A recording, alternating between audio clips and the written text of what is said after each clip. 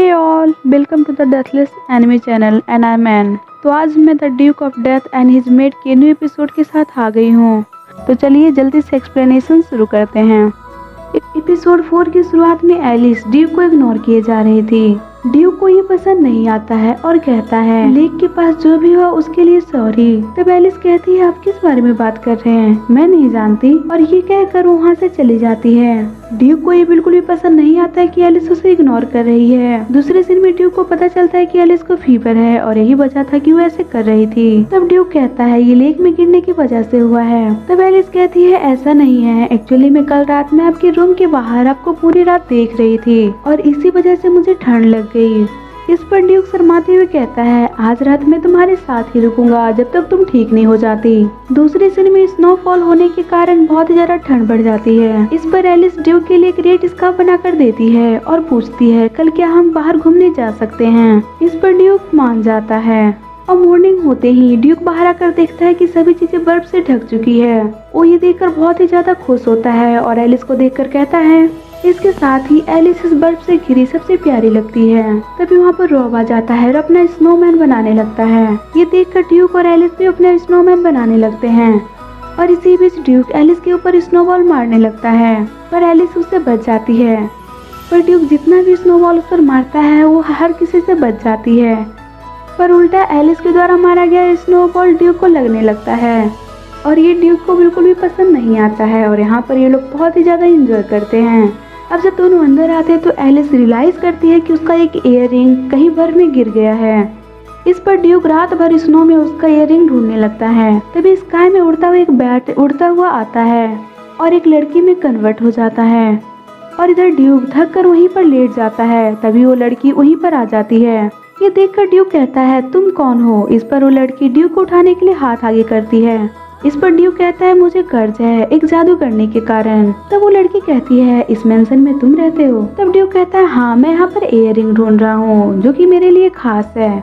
तब वो लड़की कहती है मैं यहाँ से गुजर रही थी पर मुझे भूख लगी थी तभी मुझे ये मेंशन दिखा। और ड्यूक को मेहनत करता देख कहती है जब बर्फ पिघल जाए तब तुम इयररिंग ढूंढ सकते हो।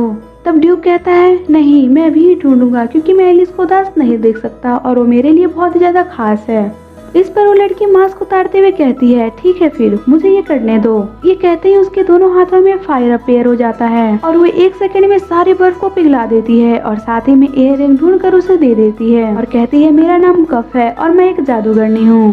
ड्यूक ये सुनकर बहुत ही ज्यादा हैरान हो जाता है और दूसरे सीन में ये दोनों अंदर आ जाते हैं और साथ ही में ड्यूक एलिस को इयररिंग वापस कर देता है। तब कफ एलिस को अचानक से एक रूम में लेकर चली जाती है और ड्यूक को ये बिल्कुल भी समझ में नहीं आता कि वो ऐसा क्यों कर रही है और वो सोच रहा होता है कि वो दोनों आखिर क्या बात कर रहे होंगे। अब दूसरे सीन में कफ खाना खाने के बाद ड्यूक से कहती है पूछो तुम मुझसे क्या पूछना चाहते हो। तब ड्यूक कहता है क्या तुम मेरे कर्ज को तोड़ सकती हो। इस पर वो कहती है इसके लिए मेरे पास इतना पावर नहीं है। तब ड्यूक कहता है तो क्या तुम उस जादूगरनी को जानती हो। तब कफ कहती है अगर ये तुम्हारा कर्ज पुराना है तो उसे पहचानना बहुत ही मुश्किल होगा और वैसे भी आजकल जादूगरनी की संख्या बहुत ही कम हो रही है क्योंकि इंसान की कुछ संख्या हम लोगों को मारने के लिए आगे आई हैं और जिस वजह से हम लोग छुप छुप कर रहने लगे हैं। और मैं अपने एक दोस्त के साथ रह रही हूँ और वे लोग जो जादूगरनी को मारते हैं वो मेरे मॉम डैड को भी मार दिए हैं, इसलिए मैं अपने दोस्त के साथ रहती हूँ। इस पर ड्यूक कहता है तो क्या मेरा कर्ज कभी नहीं टूट पाएगा। तब वो लड़की कहती है मैं जादूगरनी के बारे में ज्यादा नहीं जानती क्योंकि मैं आधा इंसान और आधा जादूगरनी हूँ। ड्यूक और एलिस ये सुनकर बहुत ही ज्यादा हैरान हो जाते हैं। तब वो लड़की कहती है मेरे डैड एक ह्यूमन थे और मेरी मॉम एक जादूगरनी थी और यही कारण है कि मैं ऐसी हूँ। इस वजह से मैं इंसान और जादूगरनी की दुनिया से अलग मैं अपने दोस्त के साथ रहती हूँ। लेकिन हाँ अगर तुम्हें कुछ भी जानना हो तो हो सकता है मेरे दोस्त को पता हो।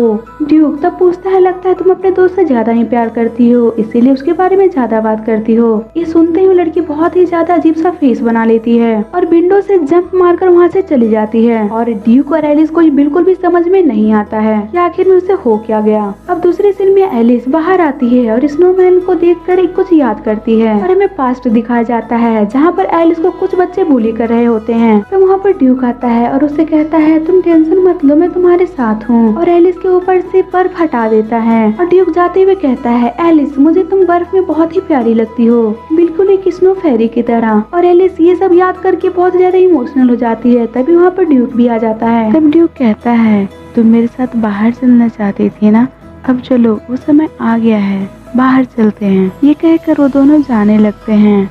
तब ड्यूक एलिस को देखकर सोचता है इस दुनिया में सिर्फ तुम हो जिसकी वजह से मैं अभी तक जिंदा हूँ, और मैं पूरी जिंदगी यूं ही तुम्हें देखना चाहता हूँ। तभी एलिस सोचती है उस लेटर का मिलना और उस लेडी का मेरी फैमिली के बारे में जानना, और अचानक आज ये कफ जादूगरनी का यहाँ आना, क्या ये सब इत्तेफाक है या जानबूझकर किया जा रहा है? क्या हम पर कोई नजर रख रहा है? ये कहते ही ये एपिसोड यहीं पर खत्म हो जाता है। तो हम फिर मिलते हैं इसके एक न्यू एपिसोड के साथ। तब तक के लिए कीप लविंग, कीप सपोर्टिंग।